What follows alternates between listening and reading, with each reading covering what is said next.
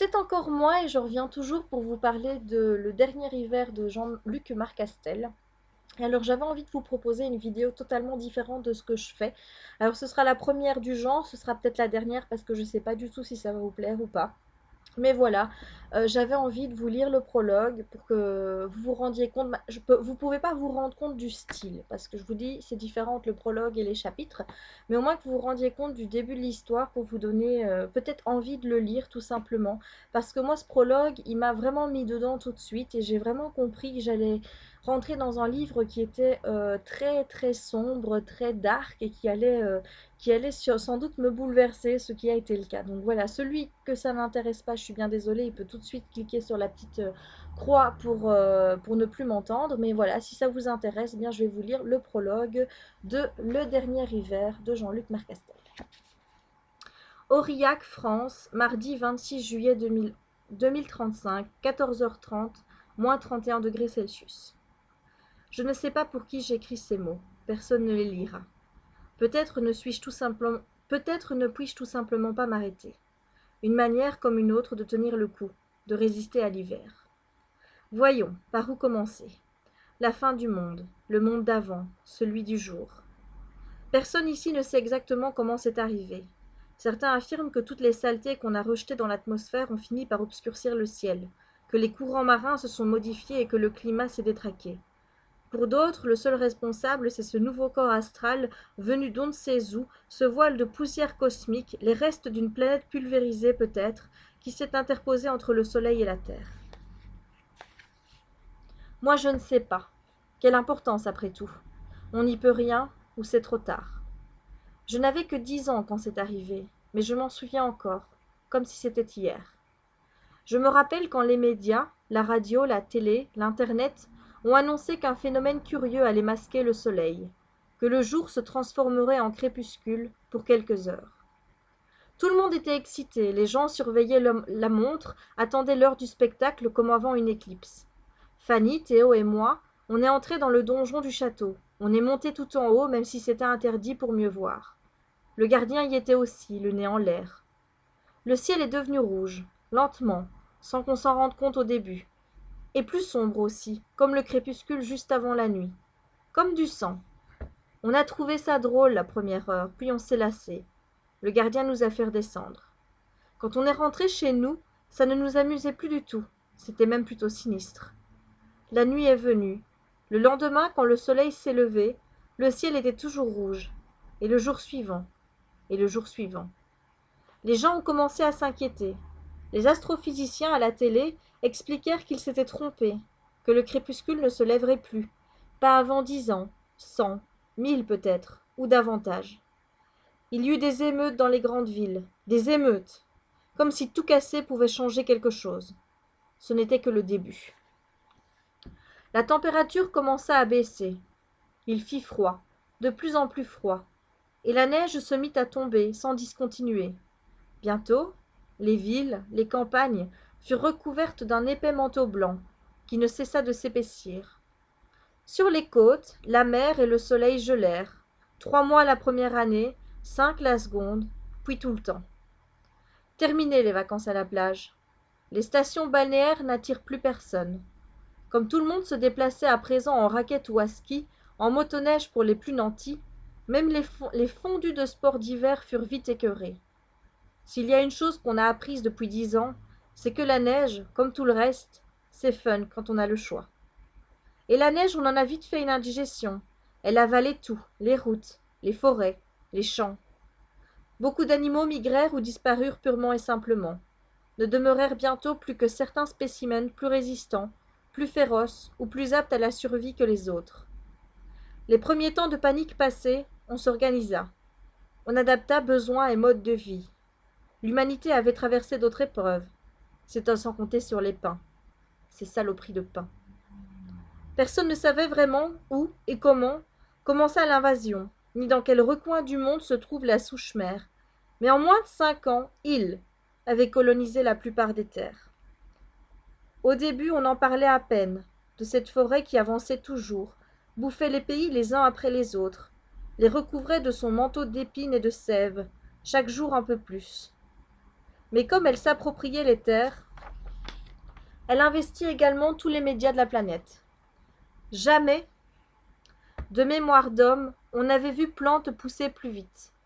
Même le bambou à côté faisait figure de lambin. À la fin, on ne parlait plus que de ça, surtout quand on découvrit leur secret. Les pins. Les pins mangeaient les gens. Aux abords des forêts, on découvrit d'abord des animaux exsangues, desséchés, comme des momies, puis des hommes, des chasseurs, des promeneurs, des familles entières. Alors on comprit. Ces pins ne se nourrissaient pas seulement de lumière ou d'eau, non, cela était différent. Il leur fallait quelque chose de plus consistant, de plus riche. La neige ne contenait pas de sels minéraux, et les rayons du soleil, les rayons solaires se faisaient trop faibles. Ils s'étaient adaptés. Ils avaient appris à améliorer leur quotidien. Il suffisait que vous passiez sous les branches, que vous effleuriez leurs épines, et qu'ils sentent la chaleur de votre corps, pour que jaillissent de leur tronc de longs lasso coriaces, se terminant par pointes creuses, en harpons. En un rien de temps, ils vous épinglaient, vous inoculaient leur venin paralysant, et vous vidaient de votre sang. La forêt carnivore, la malsève. On savait que les gouvernements, le nôtre et ceux des autres pays, luttaient contre son avancée à coups de bombes incendiaires, de défoliants suractivés, de bulldozers monstrueux. Rien n'y faisait. Chaque jour, la malsève gagnait du terrain, recouvrait tout, à part les lits des rivières et les banquises. Devant elle, tout s'effondrait. La civilisation se délitait. Transport, moyens de communication. Le dernier coup de matraque à un monde déjà ébranlé, celui des hommes. Je me souviens encore du jour, oui, on appelle encore jour le crépuscule qui l'a remplacé, les habitudes ont une vie dure, où la malsève est arrivée à moins de 30 kilomètres d'Aurillac. Théo, Fanny, Léa et moi avons pris nos motoneiges pour aller voir.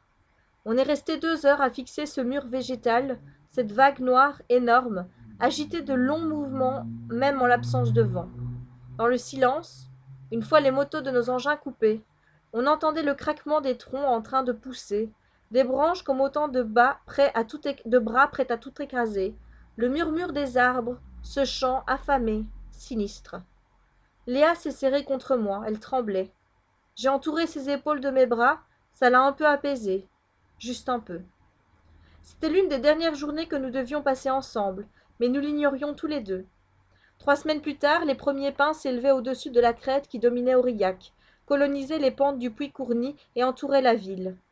Alors commença le combat contre la malsève, contre les pins, pour les maintenir à distance, hors des murs. Au début, comme nous étions sur la ligne de front, les militaires nous aidèrent, au lance-flammes, avec des avions, des hélicoptères, des chars, enfin tout ce qu'ils pouvaient. La ville subsista, bulle d'humanité, perdue au cœur de la forêt. La malsève avançait toujours, les militaires s'en allèrent. Nous n'étions plus le front, nous étions en territoire conquis, déjà. Ils nous conseillèrent de les suivre, nous dire qu'il fallait évacuer la ville. Certains les écoutèrent et partirent vers l'ouest, vers l'océan. Mais pour aller où?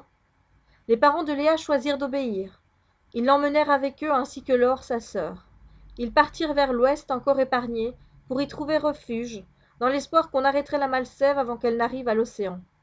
Je me rappelle encore ses yeux quand nous nous sommes dit adieu, le goût de ses larmes sur ses lèvres, sa voix quand elle murmura ces mots que nous avions déjà échangés des milliers de fois, mais jamais avec cette force, cette intensité-là. Les derniers que j'ai entendus de sa bouche avant que le train blindé les emporte, elle et sa famille. J'ai reçu plusieurs lettres d'elle, avant que le courrier ne cesse de parvenir jusqu'à nous. Elle me disait qu'il s'était installé à Bergerac, pas très loin de Bordeaux, avec sa famille et que pour l'instant tout allait bien. Elle était confiante, elle pensait à moi tous les jours, comme elle savait que je pensais à elle. La malsève n'était parvenue jusqu'à nous.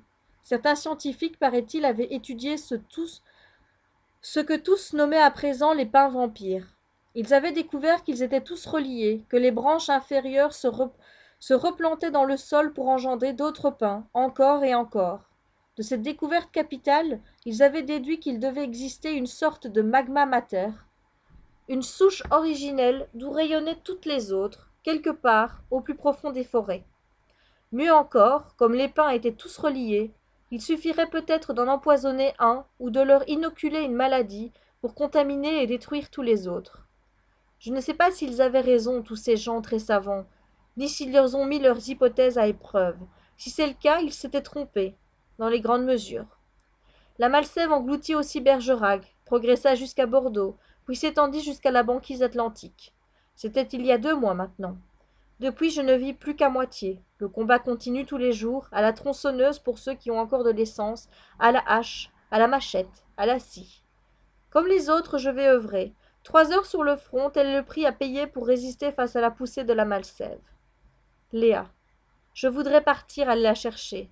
J'en crève de ne pas bouger, de ne rien faire. Je tiens en me disant que Bergerac est plus important qu'Aurillac, plus près d'une grande ville aussi, qu'elle, Laure et ses parents sont certainement partis à Bordeaux, qu'ils y seront en sécurité. Et puis comment faire pour la rejoindre?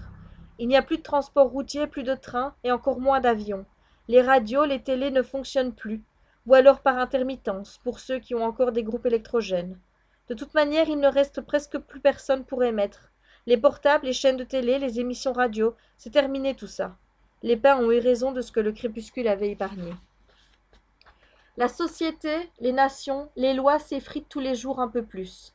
Le gouvernement ne dirige plus rien du tout. À la capitale, dans les grandes villes, grandes ou petites, dans les autres villes, grandes ou petites, à ce qu'on sait, c'est le chaos. On joue chacun pour soi.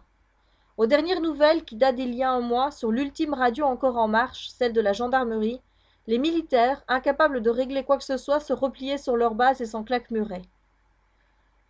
On parle de bandes armées plus ou moins importantes qui se seraient constituées et se livreraient au meurtre et au pillage.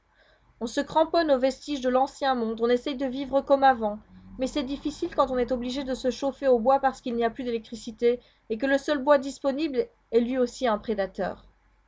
Aussi bizarre que cela puisse paraître, ici dans notre petit coin de nulle part, perdu au pied des montagnes, les administrations, la mairie, les écoles fonctionnent encore, tant bien que mal.